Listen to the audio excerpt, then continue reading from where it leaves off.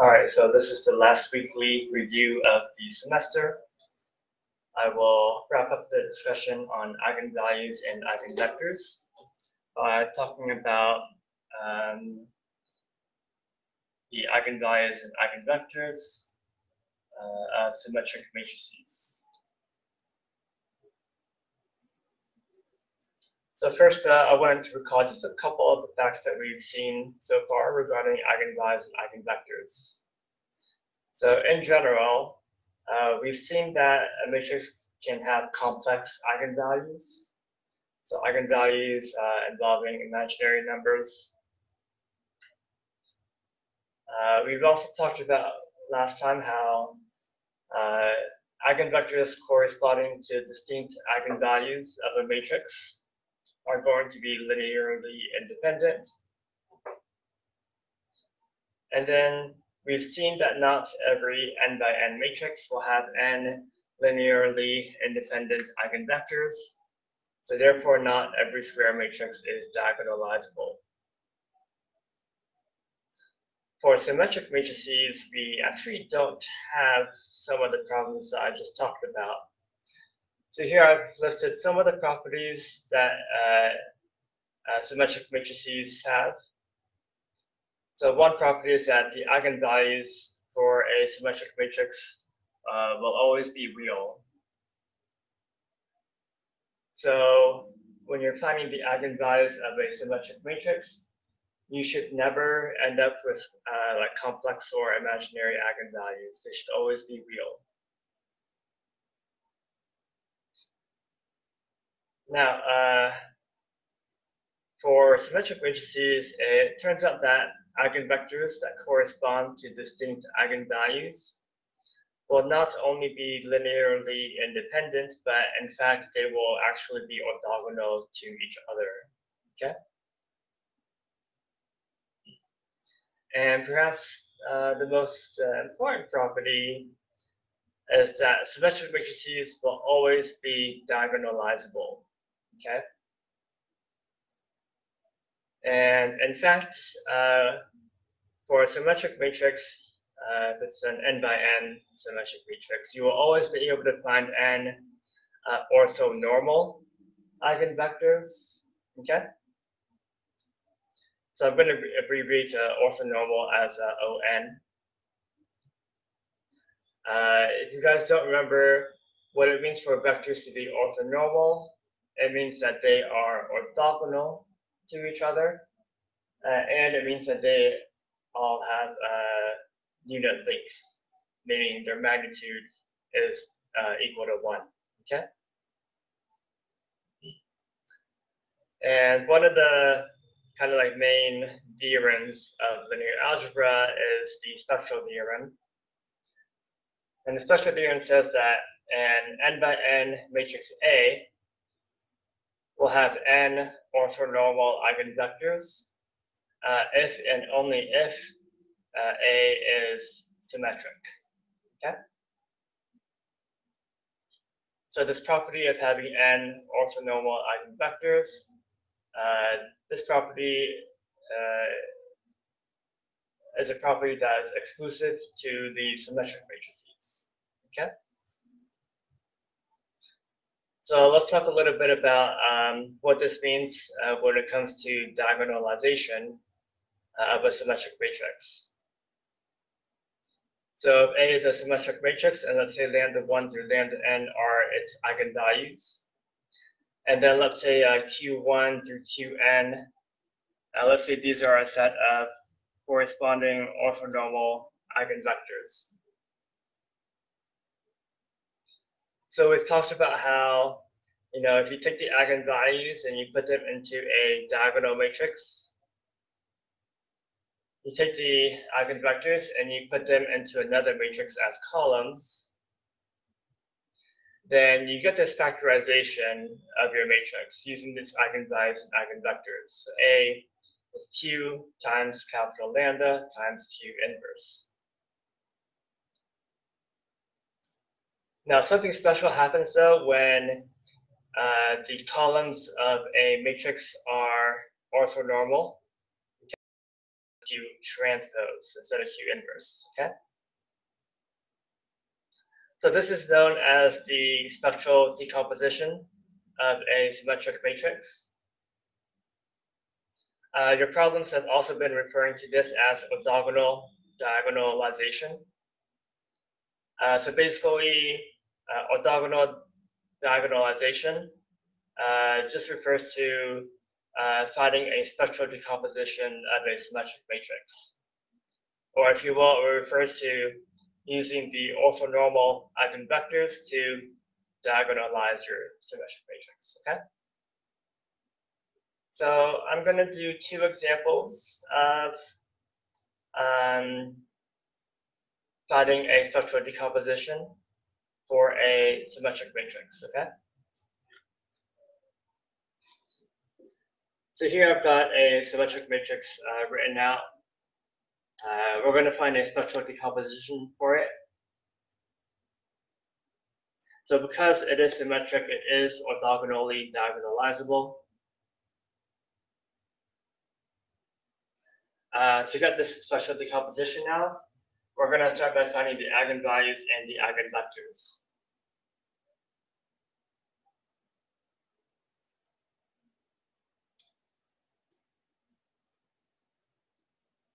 So for the eigenvalues, let's look at the determinant of A minus lambda I.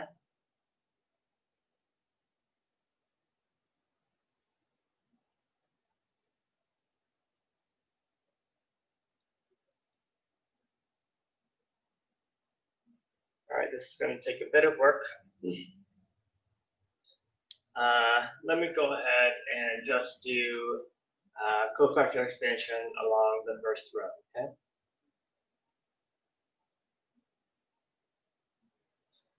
So along the first row, we're going to have the minus 2 minus lambda times, cross out the row and the column, we have this 2 by 2.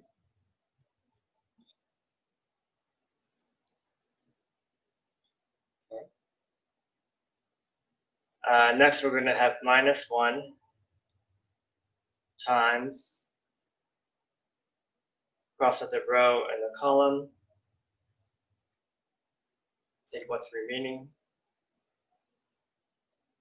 And then finally, we're going to have plus 2.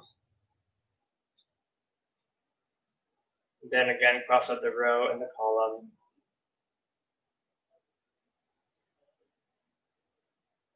And then we have these 2 by 2 determinants, which we're going to need to calculate next.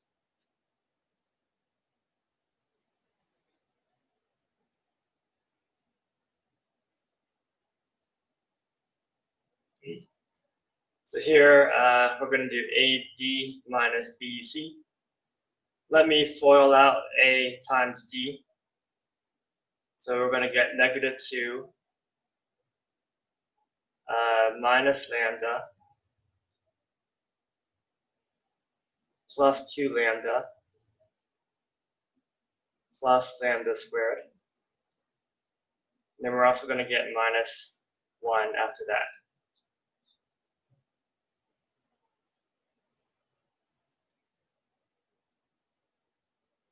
Over here, AD minus BC. It's minus 2 minus lambda, and then minus 2.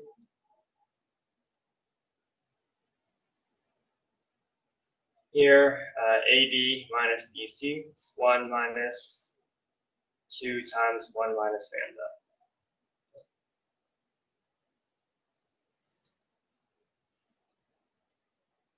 lambda. Let's do a little bit of simplification.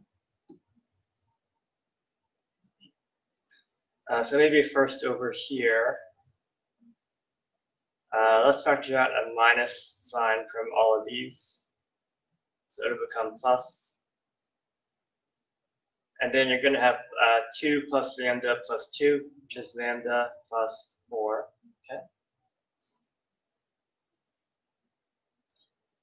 Over here, we're going to have 1 minus 2 is minus 1. And then we have a plus 2 lambda as well.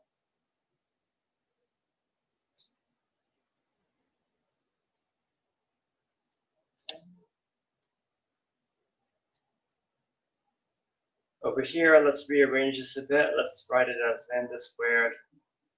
We have plus 1 lambda. And looks like we have minus 3.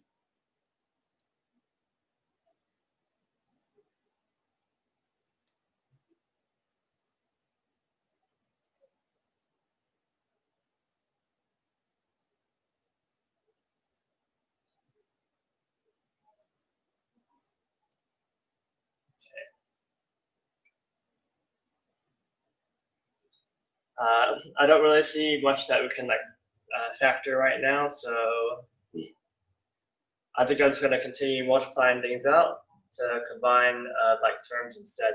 Okay. So let me FOIL all of this out next. So we're going to get negative 2 lambda squared minus 2 lambda plus 6 minus lambda cubed minus lambda squared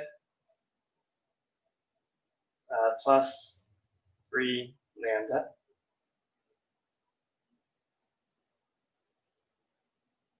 Let's just write the rest of this down for now.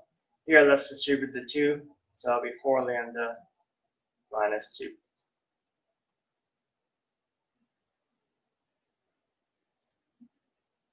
So we've had the minus lambda cubed term. Next, minus 2 minus 1, sorry, minus 1 here. So looks like we have minus 3 lambda squared.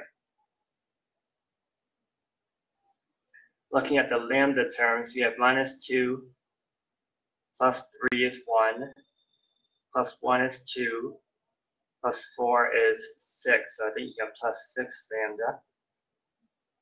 And then we have 6 plus 4 minus 2, so it looks like that's plus 8. Okay. And I prefer to factor out a minus sign here, just because I don't like having a minus in front of the lambda cube, so I'm just going to factor it out of everything.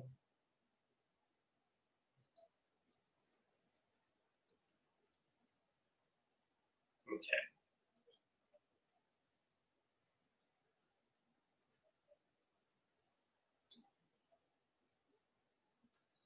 So then we define the eigenvalues. We want to set this equal to 0 now.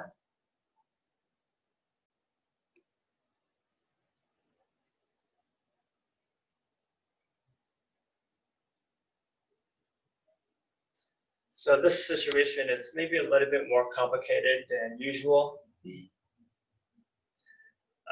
Because normally you want to try to factor it, but it's maybe hard to really see what you can factor in this right now. So hopefully you don't see a situation like this, but I guess if you do, I wanted to talk a little bit about what are some ways to try and factor this, okay? So first, usually what I do in a situation like this is I try to, by sort of by inspection, I try to find one of the roots of this polynomial.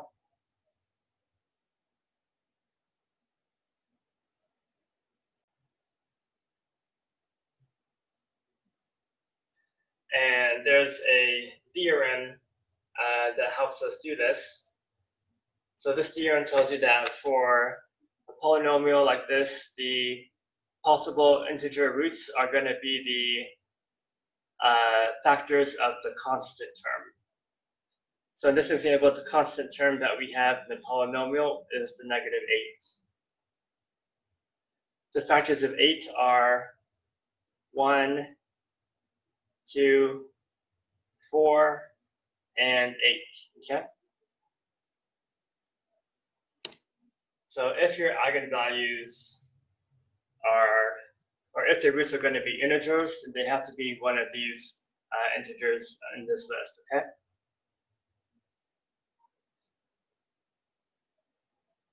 So what I'm going to do is I'm just going to, or what I would normally do is I would plug these numbers into the polynomial, plug them in for lambda, and find which of them will make the polynomial equal to 0, okay? So I kind of already know what the eigenvalues are, so I will kind of cheat and just jump straight to one of the eigenvalues. But start taking these numbers and plugging them in for lambda. When you get to the point where you plug in -1 for lambda,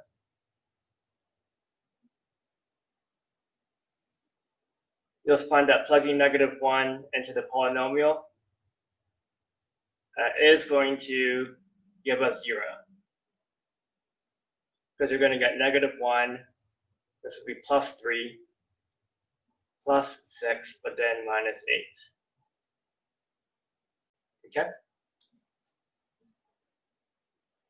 So lambda equals -1 is one of the eigenvalues.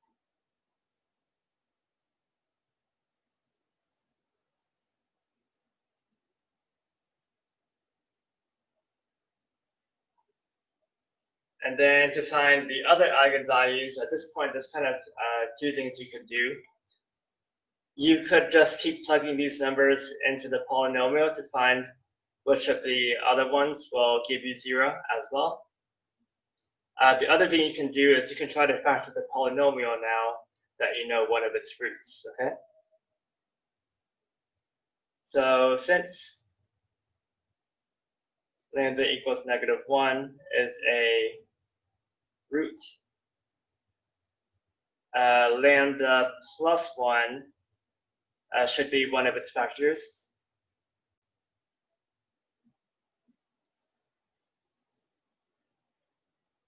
So what I'm going to do is I'm going to take this polynomial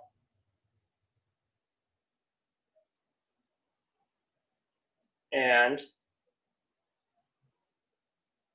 I'm going to factor it right now. And I know one of the factors has to be lambda squared in order, or like in this other factor rather. I know that you have to have a lambda squared so that you'll get a lambda cubed term. I guess I also know that you have to have a -8 at the end in order to get 1 times -8 to get the -8. So we just need to figure out what the last term or the term in the middle should be, okay? So to do that, if I just kind of FOIL out what we have right now, lambda times lambda squared is lambda cubed. And then we have plus lambda squared.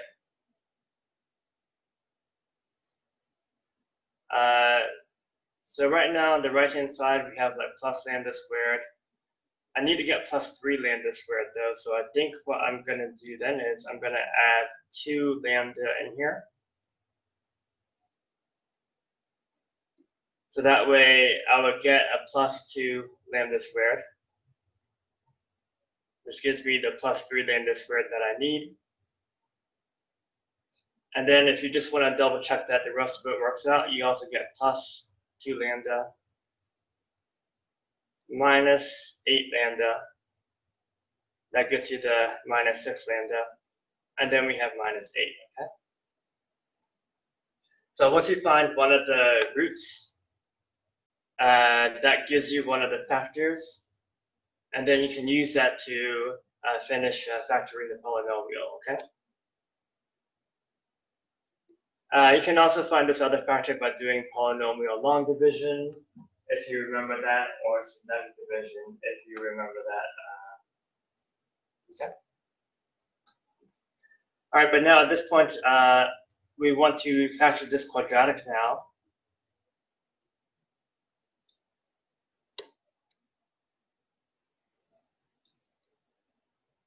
So that quadratic, let's see here, lambda, +4 and -2 will do it, okay? All right, so it took a bit of work, but looks like the eigenvalues are going to be -1, -4, and +2, okay? Good.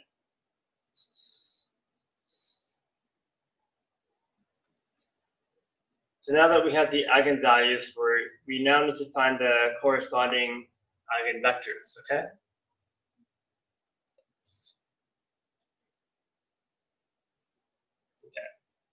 Let's just start with lambda equals -1. So we're going to look at A minus lambda I. Okay, so here's A minus lambda I, and we're just going to plug in -1 for lambda. So that's going to be -1, 2, -1 on the diagonal.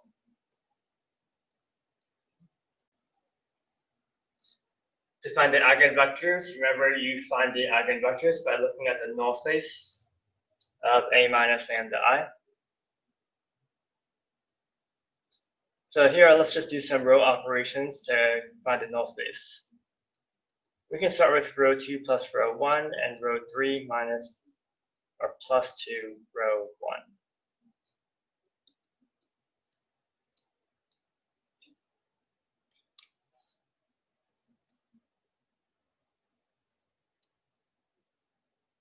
And -1 plus 4, 3 again.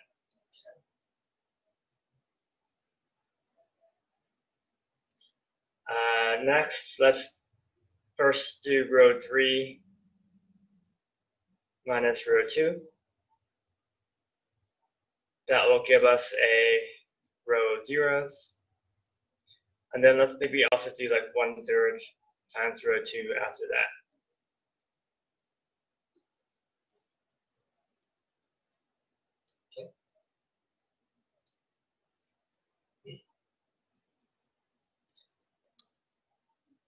This is good enough to find a null space.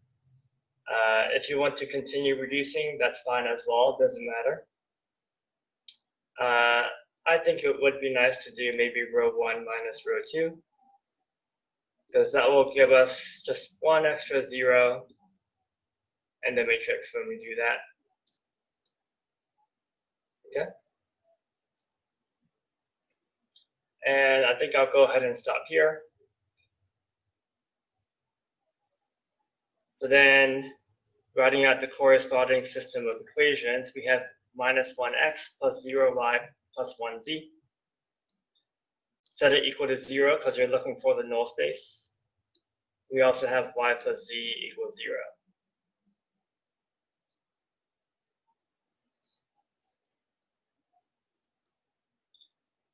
The third column is missing a pivot, so let's choose z to be the free variable. So I'm going to parameterize it, say z equals t. We'll have y equals -t, and then we'll have x equals t. Factor out the t. So for the eigenvalue of -1,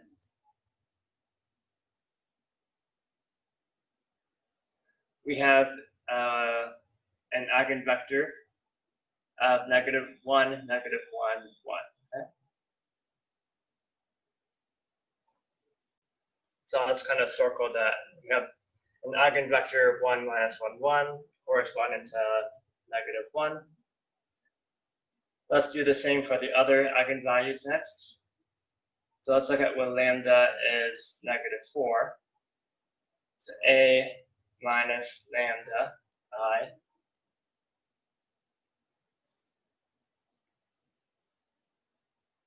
Okay, so here's A minus lambda I, and I'm just going to plug -4 in for lambda.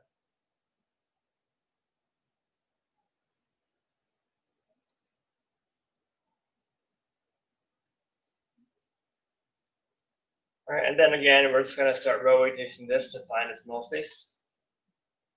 This time, it looks convenient to do, let's swap row 1 and row 2.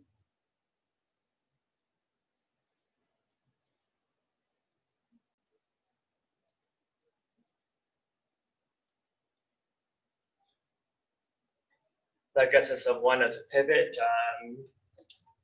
I guess we can also just do like row 3 minus row 2 right away to get a row of zeros.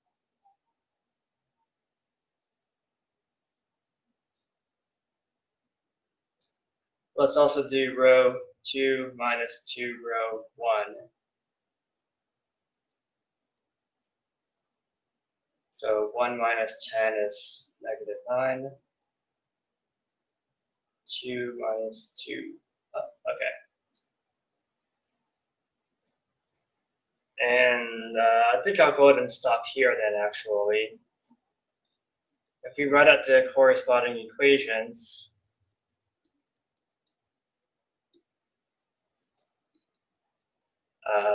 I notice kind of immediately that y is going to be 0.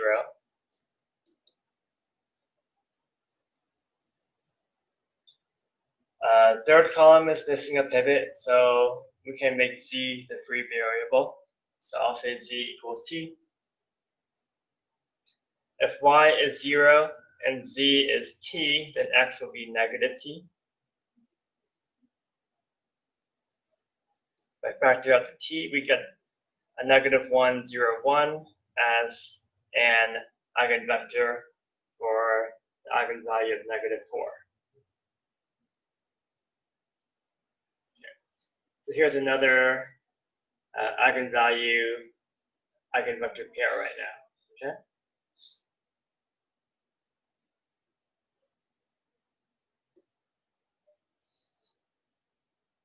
Let's look at the last eigenvalue, lambda equals 2. So a minus 2i.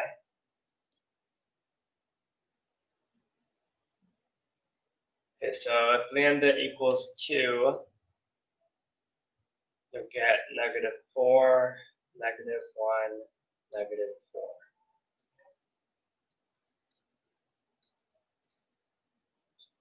Again, let's do some row operations to reduce this. I think again, let's swap rows 1 and 2 first.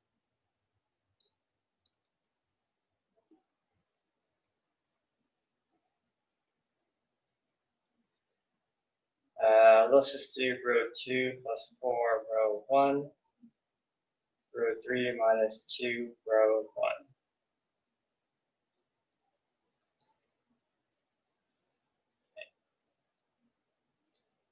1 minus 4 is negative 3. 2 plus 4 is 6. 1 plus 2 is 3. Minus 4 minus 2 is minus 6. Okay.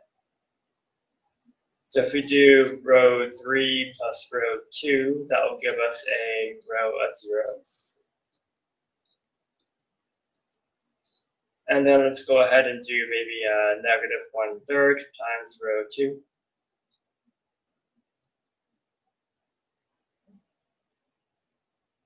This is pretty good. If I were to do maybe one more thing, I guess we could do row 1 plus row 2.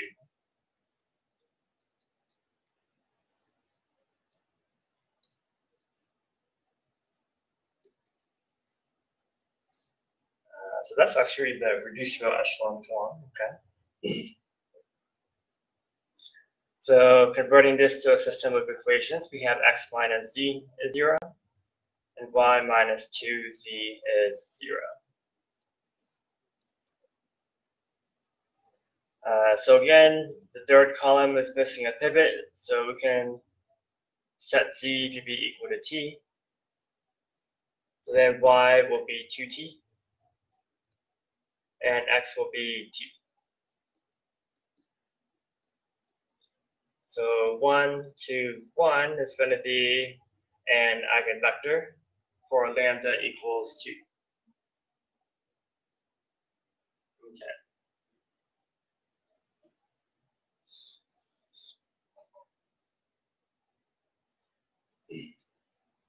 So it's a lot of work creating the eigenvalues and then the eigenvectors. We are, however, almost done with the problem. First, let me make an observation with the eigenvectors that we found. I mentioned up here that for a symmetric matrix, eigenvectors corresponding to distinct eigenvalues are going to be orthogonal to each other, okay?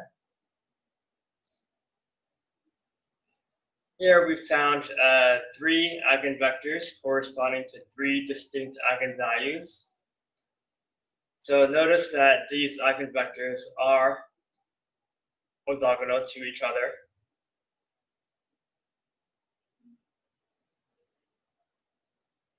As they should be, since they correspond to distinct eigenvalues of a symmetric matrix.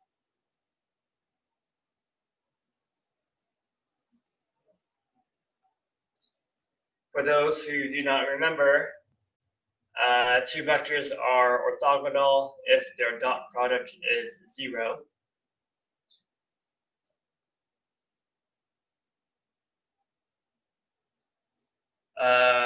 And if you don't remember what the dot product was, let me just do one computation to remind you and illustrate. So let's take the vector 1, minus 1, 1. Let's do the dot product with the vector 1, 2, 1. So remember, dot product would have been like 1 times 1 plus negative 1 times 2 plus 1 times 1. And so in fact, you see the dot product is 0, okay? If you do the dot product between the other pairs, all the dot products are 0, okay? These vectors are in fact orthogonal to each other. And that should always happen for eigenvectors corresponding to distinct eigenvalues of a symmetric matrix, okay? Now, to get the spectral decomposition, we need orthonormal eigenvectors. So remember, orthonormal is orthogonal and also unit length, okay? So while our eigenvectors are orthogonal to each other, they are not unit lengths just yet. So what we have to do now is we have to normalize each of our eigenvectors that we found.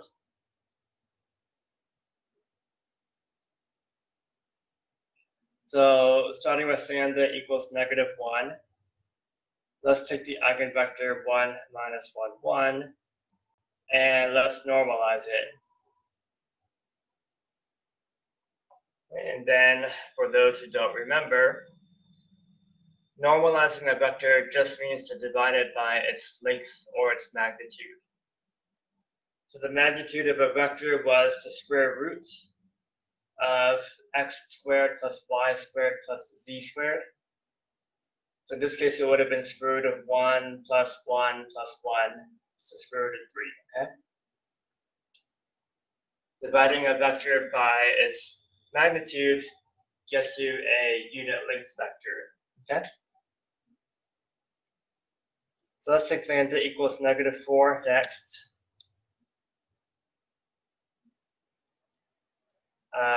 With lambda equals negative 4, we found an eigenvector negative 1, 0, 1. Again, we want to normalize it to make it a unit vector. Here, the magnitude would be square root. Negative 1 squared plus 0 squared plus 1 squared. That's going to be square root of 2. Lastly, for lambda equals 2, we had an eigenvector 1, 2, 1, but I'm going to normalize it. So the magnitude of 1, 2, 1 would be 1 plus 4 plus 1, so it would be square root 6, okay? So now Q1, Q2, Q3, these would be orthonormal eigenvectors. They were already orthogonal, and then I just normalized them to make them orthonormal. Finally, now that we have the orthonormal eigenvectors, we can write out the spectral decomposition. So what you do is take the eigenvectors, put them into a matrix as columns.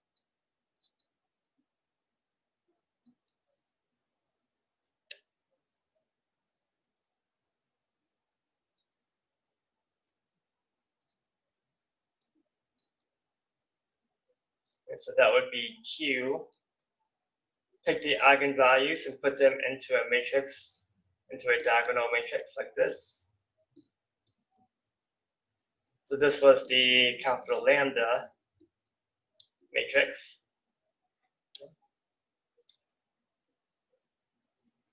And then spectral decomposition, that was A equals Q times capital lambda times Q transpose. So all I need to do now over here is take Q and transpose it. So I'm just going to rewrite the columns as rows now for the transpose.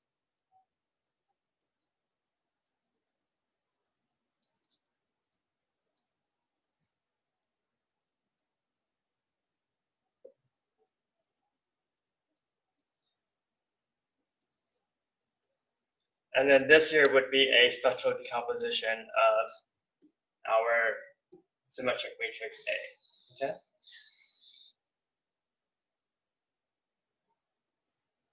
All right. So let's take a look at another example. I think this one won't take quite as long, but I do want to highlight a small complication that can arise when you're finding a spectral decomposition for a symmetric matrix.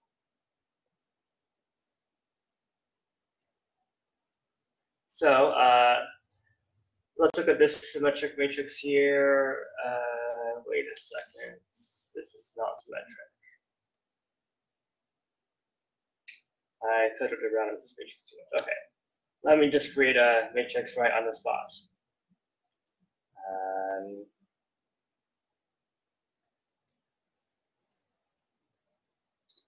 Just pick something random.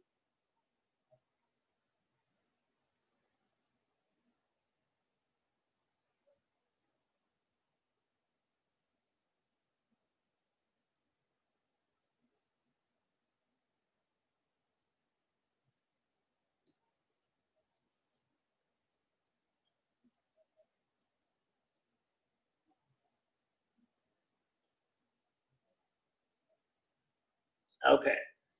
Sorry, I had to fix that example just now. Oh, whoops.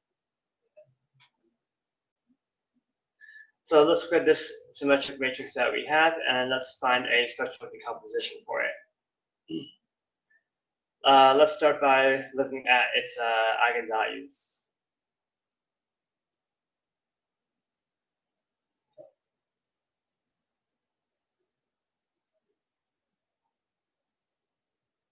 So we're going to do determinant of A minus lambda I.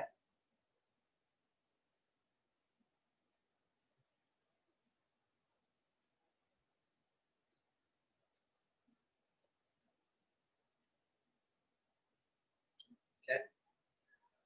Let's do cofactor expansion along the first row. Okay. So we're going to have 1 minus lambda times this 2 by 2 determinant.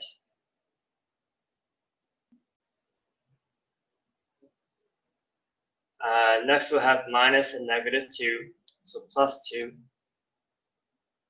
We're going to have this 2 by 2 determinant next.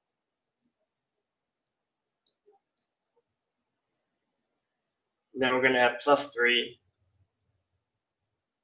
And then we have this 2 by 2 determinant. Okay.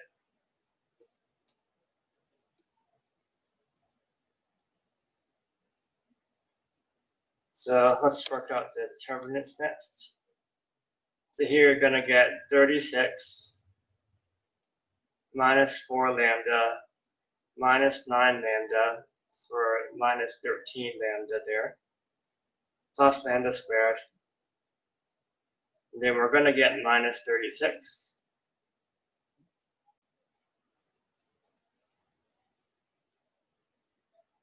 Okay, so here we're going to get negative 18 plus 2 lambda minus a negative 18, so plus 18. Here you're going to get positive 12 minus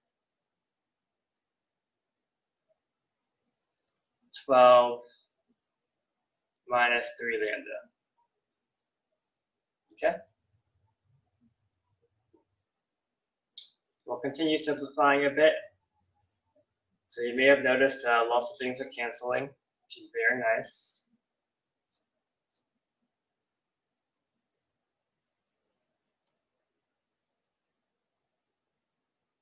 What do we have remaining here? So here we have lambda squared minus 13 lambda. Let me factor a lambda out from those terms. That will leave us with lambda minus 13. Okay. Here we have plus 4 lambda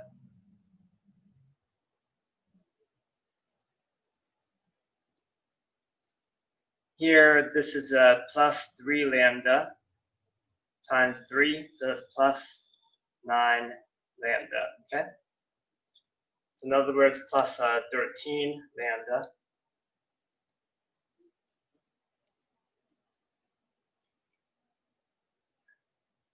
So here I can factor a lambda out from both of these terms. That will leave me with 1 minus lambda times lambda minus 13 plus 13.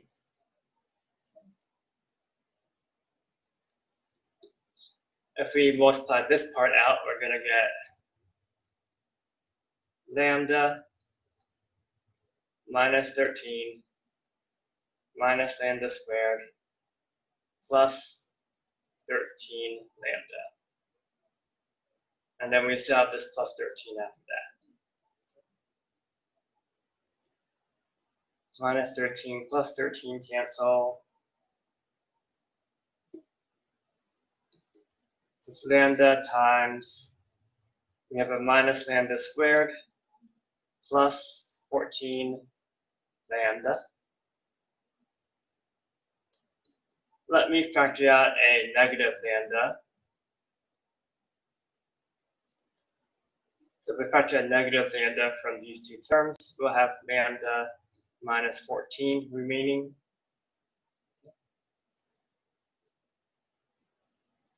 So, if you set it equal to 0, that's going to give you eigenvalues. Lambda equals 0 is an eigenvalue. And lambda equals 14 is another eigenvalue. And notice that lambda equals 0 has like it's a repeated eigenvalue because it is a root of order 2 in the polynomial here.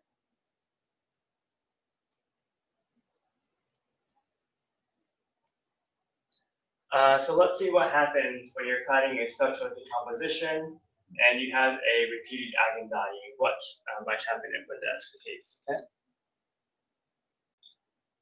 So we want to find the eigenvectors for the spectral decomposition. Let me start with lambda equals 0. So we want to look at a minus 0i. So that's just the original a.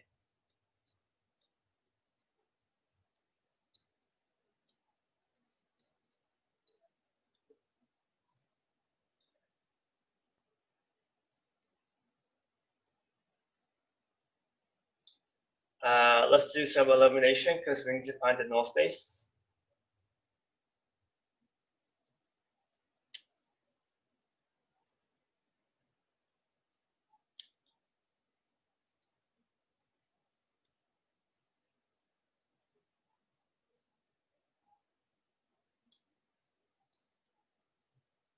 Okay.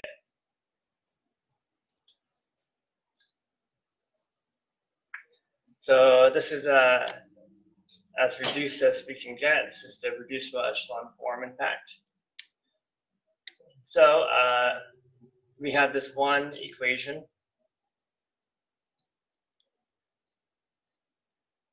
And both the second and the third column are missing pivots. So we're going to have two free variables, y and z.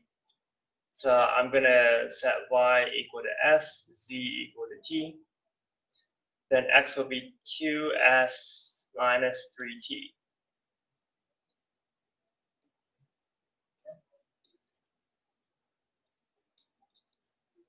So let me rewrite that.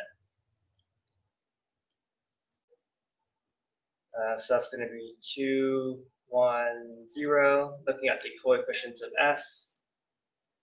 And this would be negative 3, 0, 1, just looking at the coefficients of t. So we have two linearly independent eigenvectors corresponding to the eigenvalue of 0 right now. I'm going to call them v1 and v2.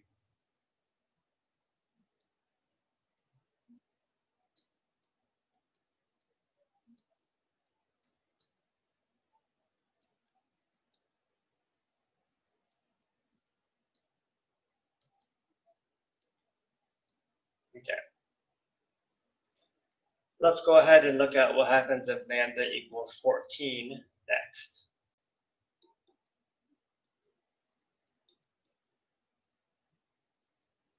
So a minus 14i, let's plug in 14 for lambda here. Maybe I should have chosen nicer numbers, but that's okay, I guess, at this point.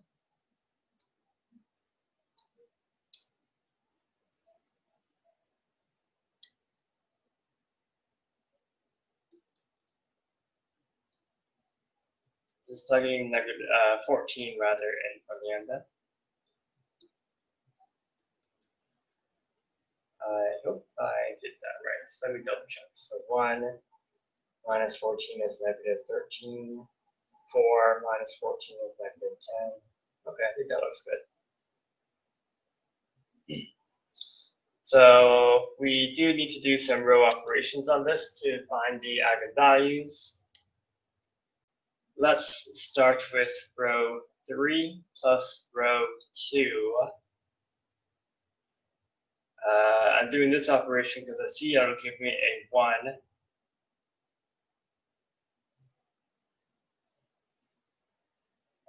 We're also going to get negative 16, negative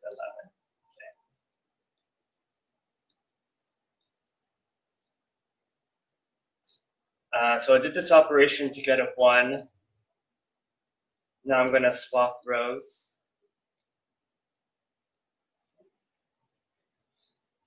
So I'm doing all this to get a 1 as a pivot.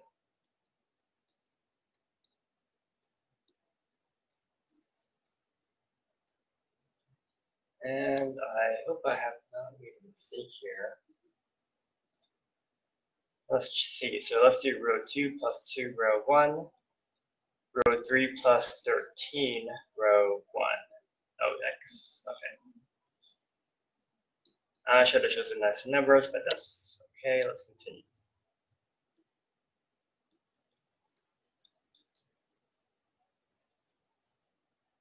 So row 2 plus 2, row 1. I believe that's going to give us negative 42. Negative 28. All right, this one's a little bit of a doozy, but row 3 plus 13 times row 1. So what is that? It's 8, 78, 48, 148. So I think that's minus 150. Doesn't look so great right now, but let's continue. Row 3 plus 13 of row 1, so 3 plus 13 times negative 11.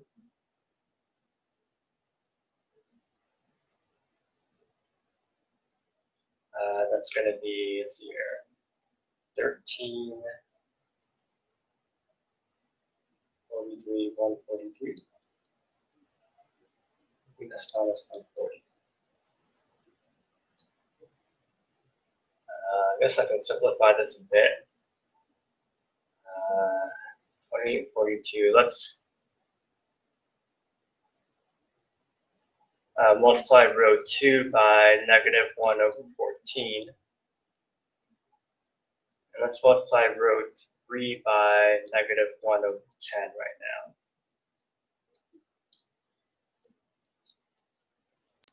Get some nicer numbers for the matrix.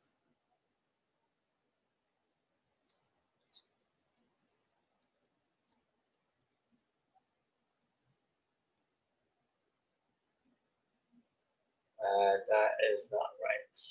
And okay. I know my eigenvalues are correct, so I think I might have made a mistake just now with my row operations. So let me start checking at this point, okay? Sorry guys, I apologize for that. I shouldn't have chosen 3. A smaller number would have been nicer, but that's okay. So I'm plugging in 14 for lambda. 1 minus 14 is negative 13. 4 minus 14 is negative 10. 9 minus 14 is negative 5. Okay.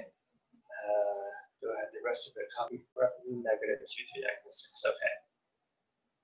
I chose to do add row 2 to row 3. Swap row 1 and row 3.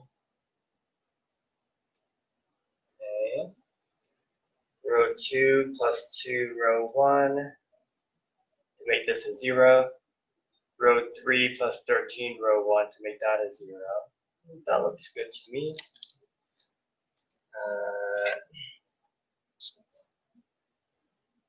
Why did I do negative 2 here? That's my bad, right? Okay, I think that's there. Let's check the row operations at this point. Because I'm doing row 2 plus 2 row 1, so I want to do negative 10 plus 2 times row 1. Oh, I see, never mind. Negative 10 minus 32 is negative 42.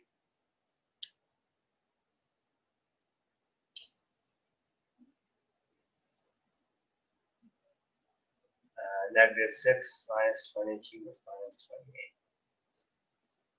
Okay, so what I was doing was row 3 plus 13 times row 1.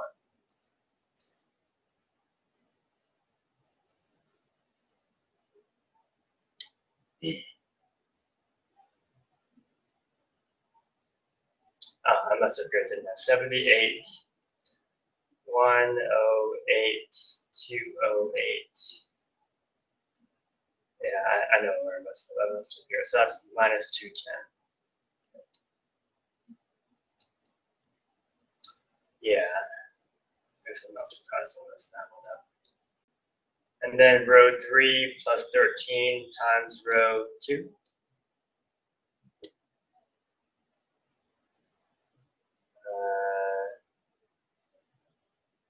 Sorry, 13 times row 1. Gosh, this is bad. 13, 43. Yes, I think this one was like that. So I could actually divide row 3 by 70. Negative 70, down 3 and 2. Perfect. Okay. So I apologize for that, but now do row 3 minus row 2. And we do get a nice row of zeros.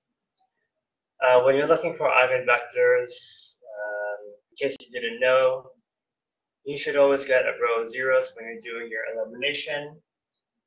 So the fact that I was not getting a row of zeros earlier told me that something was definitely wrong. But it looks like I've fixed it now, okay? All right.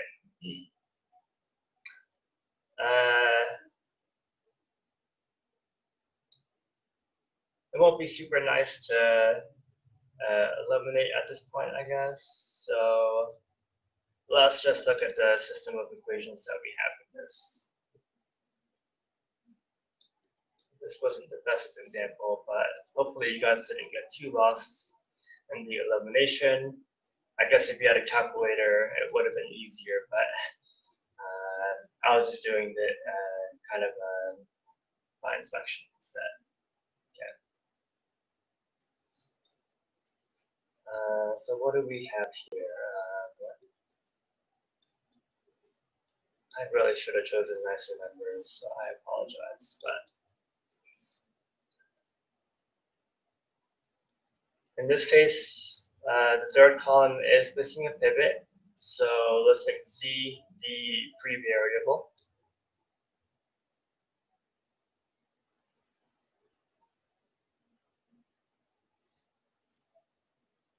So Z is equal to T. Over here, solving for Y, negative 2T over 3.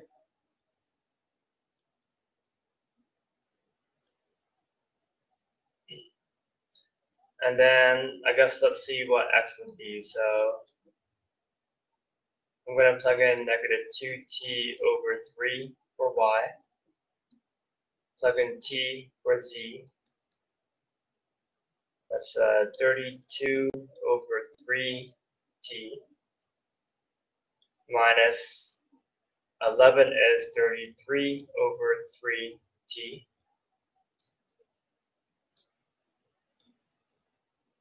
Oh, whoops. That's plus because minus is negative, so it would have been plus.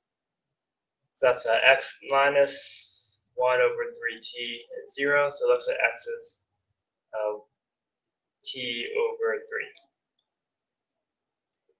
Okay. I'm going to factor out a T from all of that.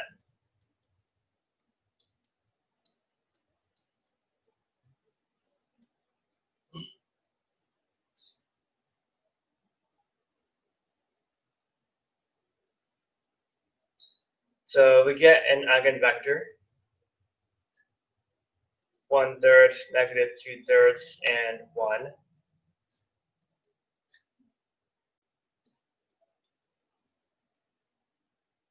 I don't like the fractions, so let's multiply this vector by 3.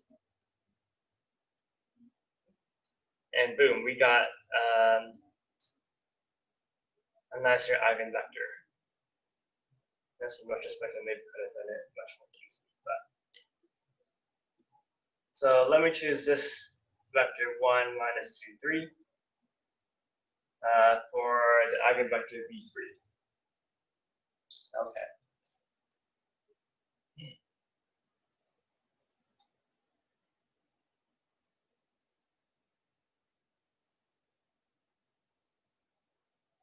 Okay, so now that we finally have that, gosh. Well, what I wanted to draw attention to in this example is notice that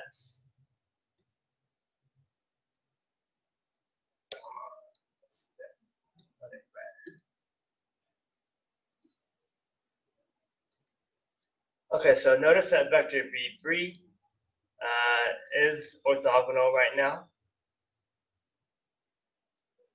to v1 and v2.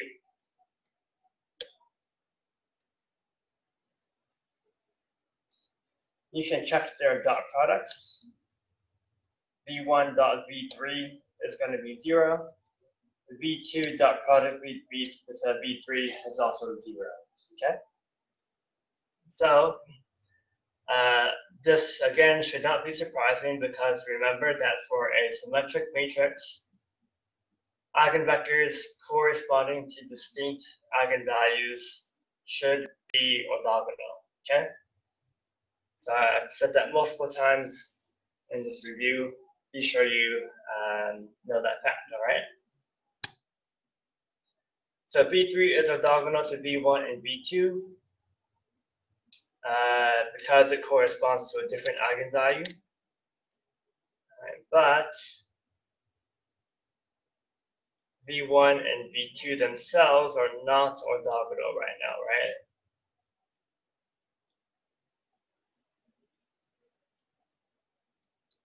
Okay. Because if you do v1 dot product with v2, that dot product would be -6, so it's not 0, okay? We need a set of orthonormal eigenvectors in order to get the spectral decomposition. So to get orthonormal eigenvectors, first we want orthogonal eigenvectors. Once we have orthogonal eigenvectors, we can then normalize them the way that we did previously to make them orthonormal, okay? So there's a complication when you have a repeated eigenvalue, which is that the eigenvectors corresponding to that repeated eigenvalue won't necessarily be orthogonal right away, okay?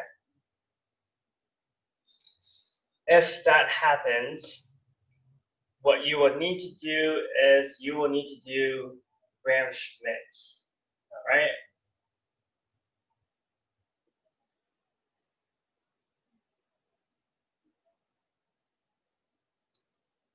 So I don't know if you guys remember Gram-Schmidt.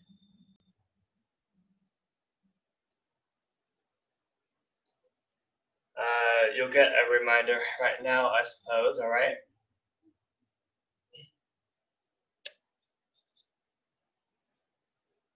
So what Gram-Schmidt does is it takes a set of vectors which are not orthogonal, and it produces a new set of vectors which will be orthogonal, okay?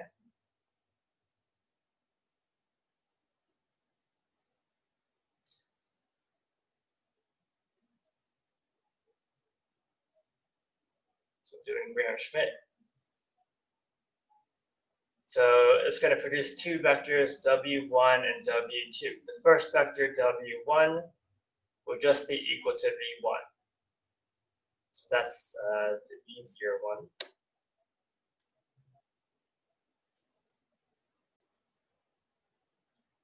And then what Gram-Schmidt does is it computes the second vector, w2.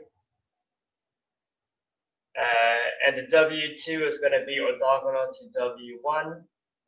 The way we try to make that work is we take v2 and we just subtract its projection onto w1 to make it orthogonal to w1, okay?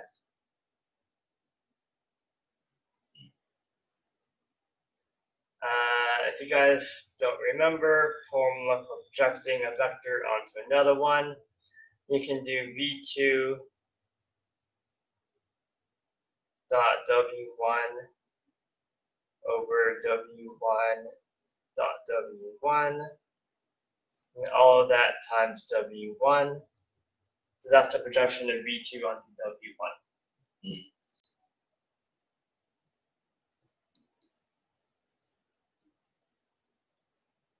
Okay. Let's look at this dot product here. So v2 dot product with w1 is going to be -6 plus 0 plus 0. W1 dot product with itself will be 4 plus 1 plus 0, so that's going to be 5, times W1, which is 2, 1, 0.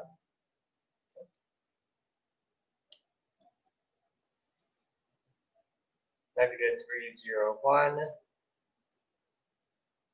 plus 6/5 of 2, 1, 0.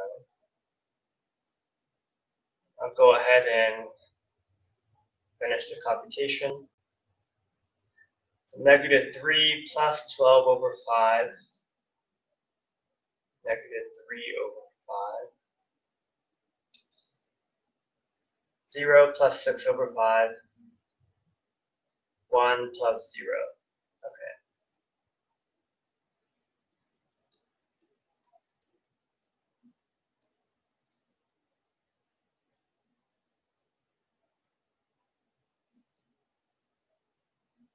So we did branch fit on V1 and V2 because they were not orthogonal, and we need them to be orthogonal to do the spectral decomposition. So after doing branch fit, we have these vectors W1 and W2. Okay.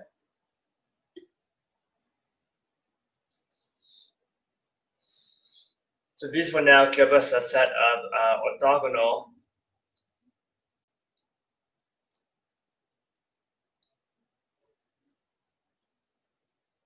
eigenvectors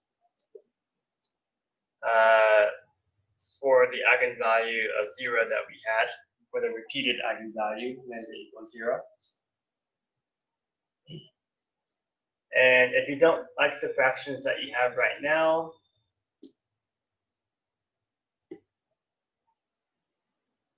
you can do kind of what I did before. You can scale your eigenvector so that it doesn't have any fractions in it.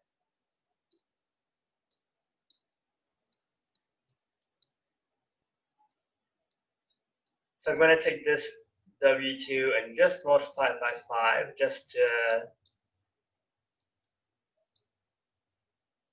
get something that does not have fractions in it.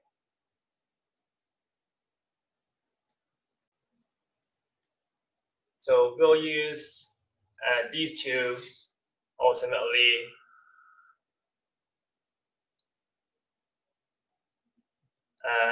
for our orthogonal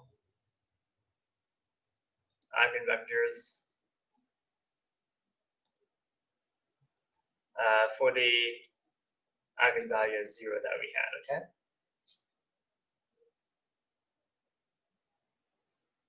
All right. I did not think this example would be so long. I apologize. So,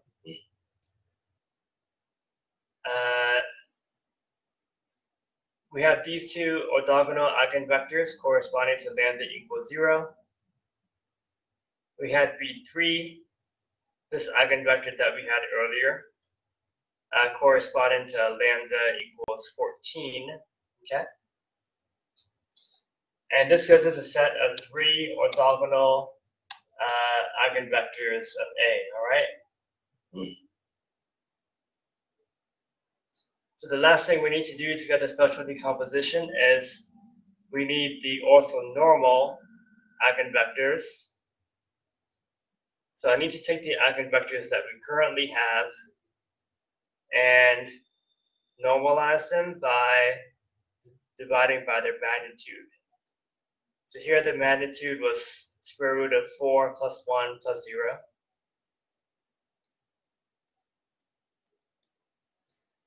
The magnitude of this vector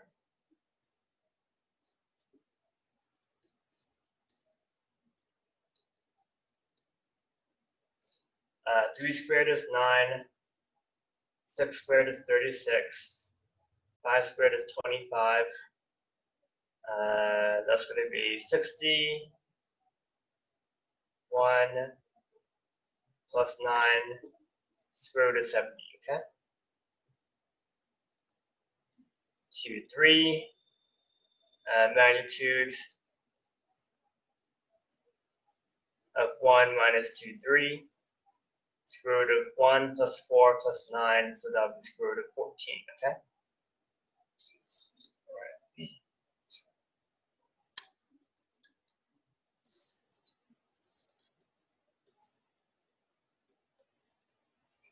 So now finally we have the orthonormal eigenvectors. So take these guys, put them into a matrix Q as columns.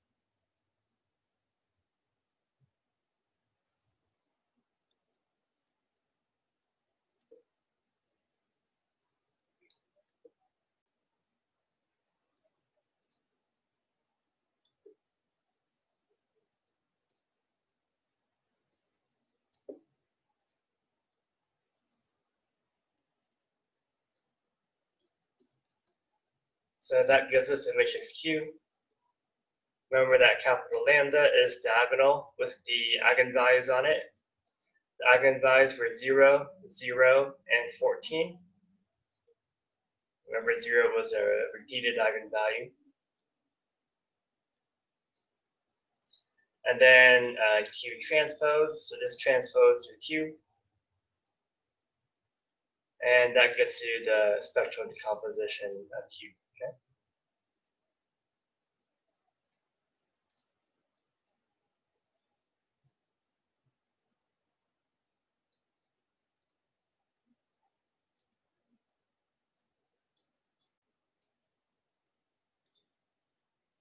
Okay.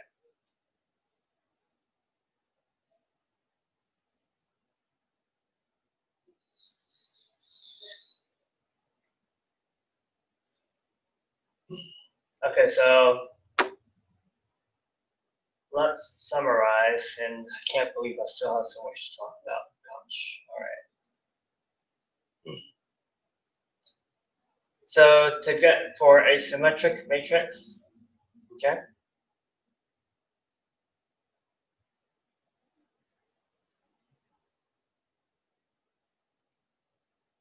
to find, so for symmetric matrices, you will be able to find a set of orthogonal eigenvectors for it. To use the orthogonal eigenvectors to diagonalize it, that's called orthogonal diagonalization. The factorization that you get at the end is called the spectral decomposition. To find the spectral decomposition, it boils down to getting the eigenvalues and eigenvectors of your symmetric matrix. If your eigenvalues are distinct, the eigenvectors that you get will already be orthogonal to each other. So you would just need to normalize them to get the orthonormal eigenvectors, and then you get your spectral decomposition.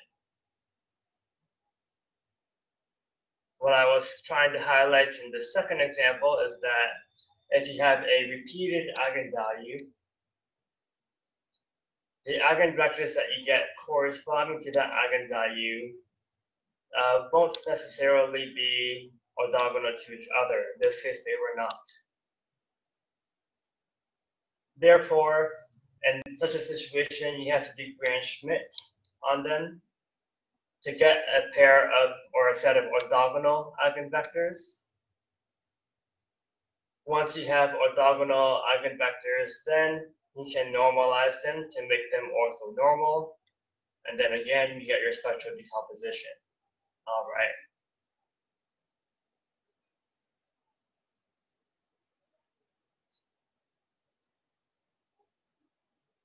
Let's try and be quick.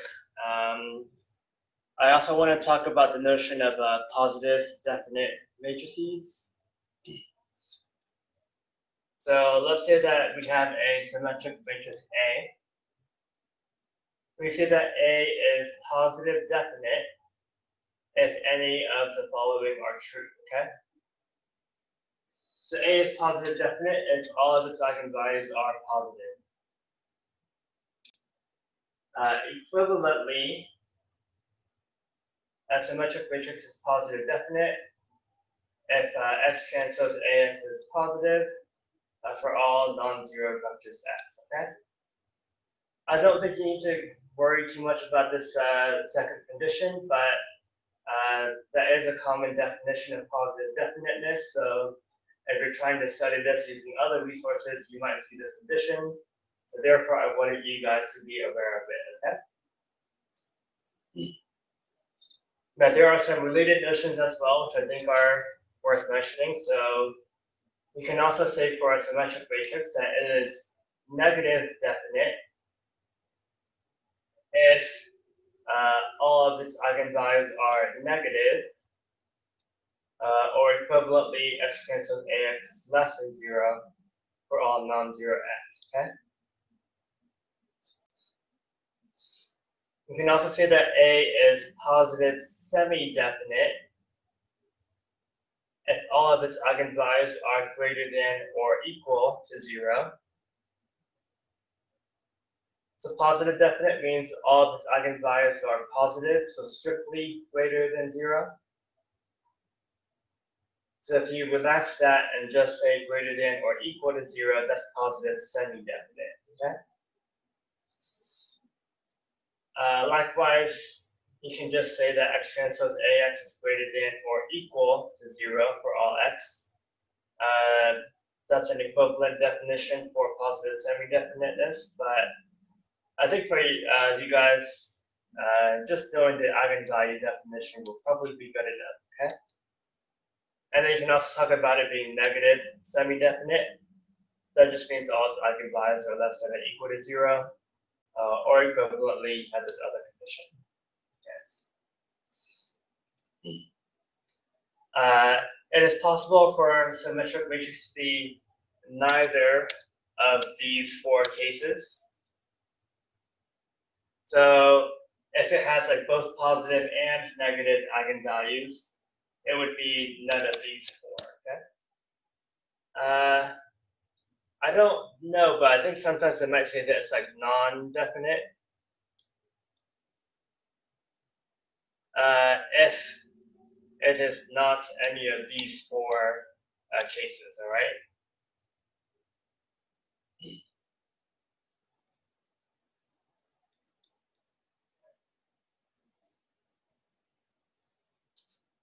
Now, if you have a symmetric matrix, it turns out there's another way to check if it's positive definite without checking either of these 2 conditions. So that's the context of this theorem that I have down here. So let's say that you have an n by n symmetric matrix, all right? Here I've written out just the first couple of entries in that matrix. And you could have more rows and columns depending on the size n, okay? So here I'm defining A1 to be the upper left corner 1 by 1 submatrix, A11. A2, I'm defining it to be this like upper left corner 2 by 2 submatrix. Similarly, A3 is this like 3 by 3 matrix in the upper left corner. And if your matrix were larger, you'd have an A4, the upper left corner 4 by 4 matrix that you have, and so forth, okay? So this theorem tells us that A is positive definite if the determinant of all of these upper left corner submatrices is positive, okay? Likewise, you can also say that A is negative definite if the determinants of these upper left corner submatrices, if the determinants alternate in sign, starting with negative, positive, and then negative, positive, and continuing to alternate negative, positive, negative, positive, okay?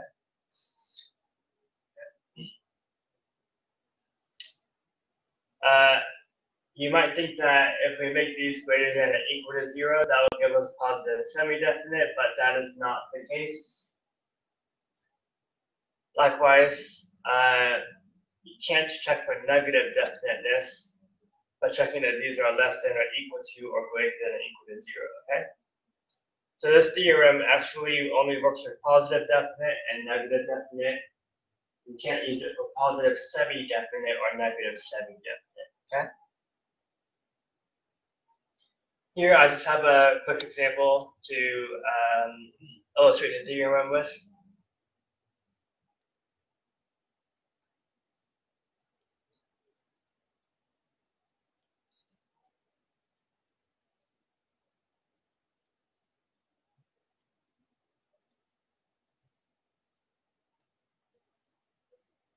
So let's say for this symmetric matrix, we want to check if it is positive definite or negative definite or neither, okay?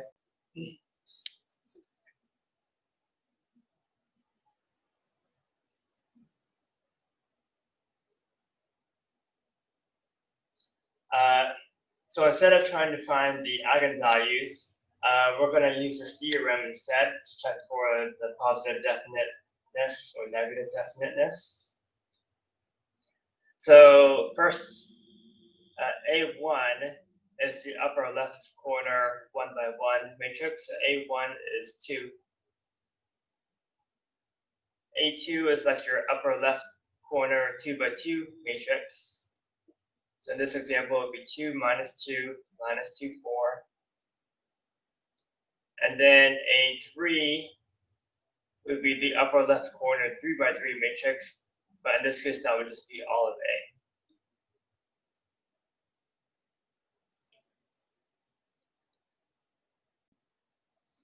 So let's calculate the determinants. So the determinant of A1 is just going to be 2, because A1 is just 2, okay? Okay, so the first determinant is positive. So it might be positive definite right now. We know for sure it is not negative definite though, because to be negative definite, the first one has to be negative, okay?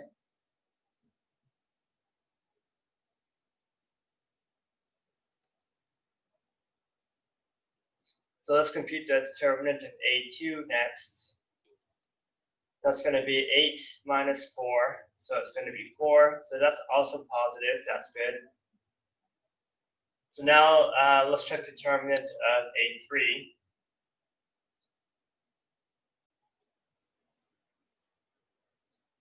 Let's do full factor expansion along, let's just do the third column because there's a 0 in it.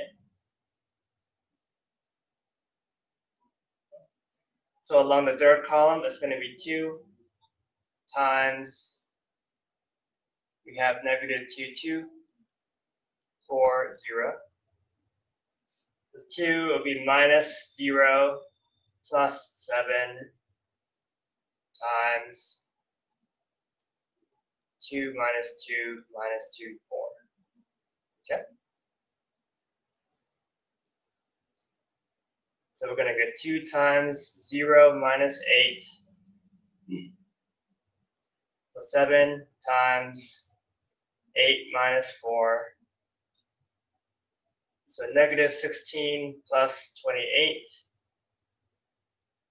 That is going to be positive, okay?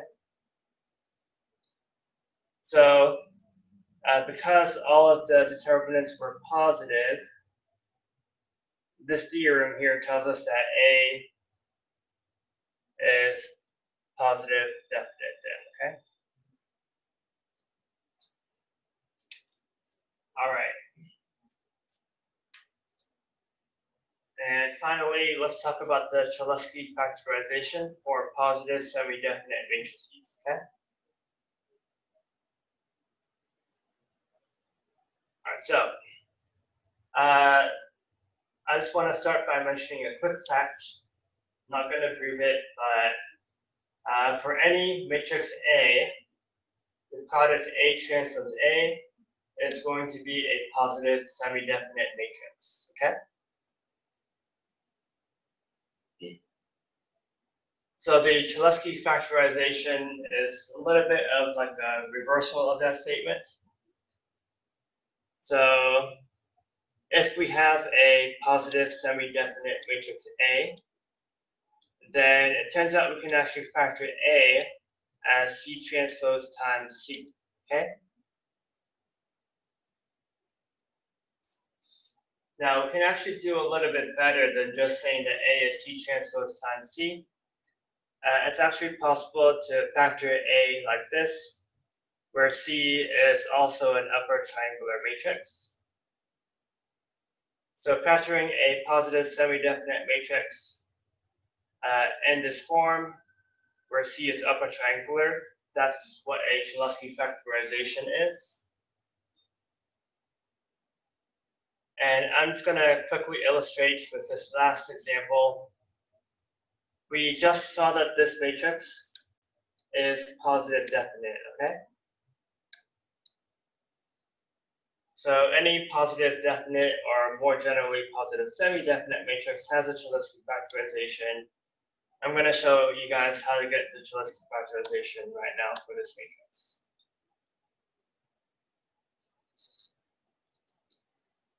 So the key is actually to start by finding the LDU factorization of the matrix A. And remember that for a symmetric matrix, LDU is actually LDL transpose.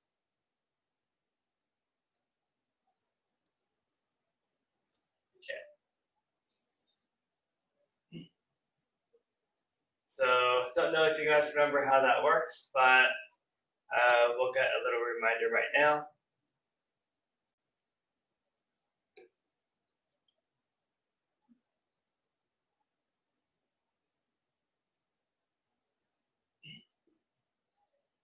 So we're going to start by reducing this matrix A to an upper triangular matrix. Let's do row 2 plus row 1 and row 3 minus row 1. So we're getting LU or LDU decompositions. Remember that you have to use the pivot that you're given, and you have to only do these elimination type operations. You can't swap rows or anything like that.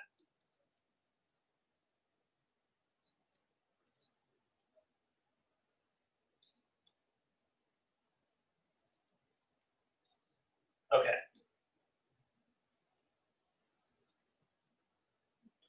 So I want to do one more elimination using this 2 as the next pivot. So we can do row 3 minus row 2.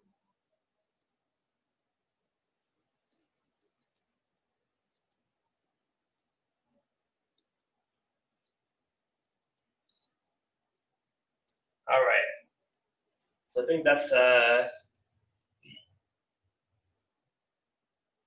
elimination. Just want to make sure I didn't make any mistakes in my row operations. I think that's all right. Okay. Okay, now remember that to get the L and the LDU factorization, L is lower triangular, and it also has 1s on the diagonal. And then you get the remaining entries by looking at the multipliers that you used in your row operations.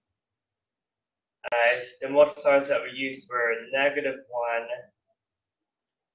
+1, and +1. Okay. To get the D, you're going to take this upper triangular matrix and just take the pivots or the diagonal entries and just put them into a separate diagonal matrix. Okay, that's your D. And remember that to get the U and the LDU decomposition, you take this upper triangular matrix and you divide each row by its pivot. So you would divide row 1 by 2, divide row 2 also by 2, and divide row 3 by 3. And as you can see, the U is in fact the transpose of the L, since A was a symmetric matrix, okay? So we have this A equals L, D, L transpose decomposition right now. And because A is positive definite, all of the pivots that it had were positive. So what that allows us to do is it allows us to square root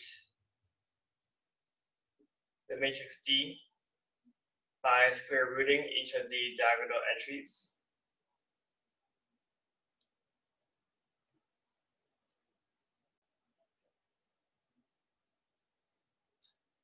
So we can do like a square root of D times square root of D. So that product there is equal to D. So all I did was kind of split D into two diagonal matrices, the square roots. And then this right here is essentially your Cholesky factorization. So this matrix will be your C transpose. This will be the matrix C. Okay. So let me just do the actual computation. So C in the Cholesky factorization will be d to the 1/2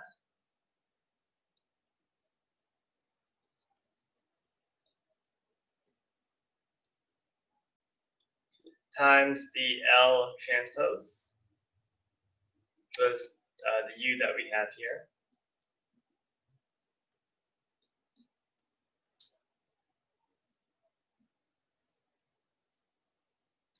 So if we multiply that out,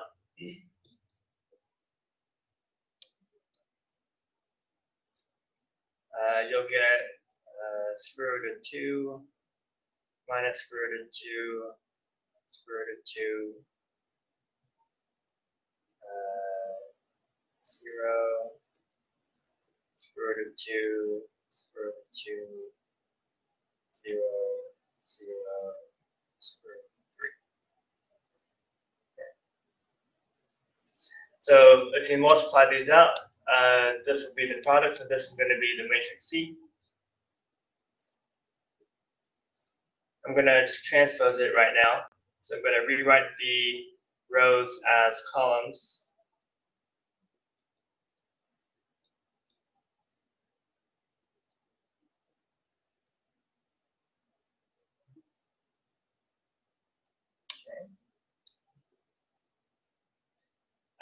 Then this product C transpose times C should equal the original A, and this would be the Cholesky factorization.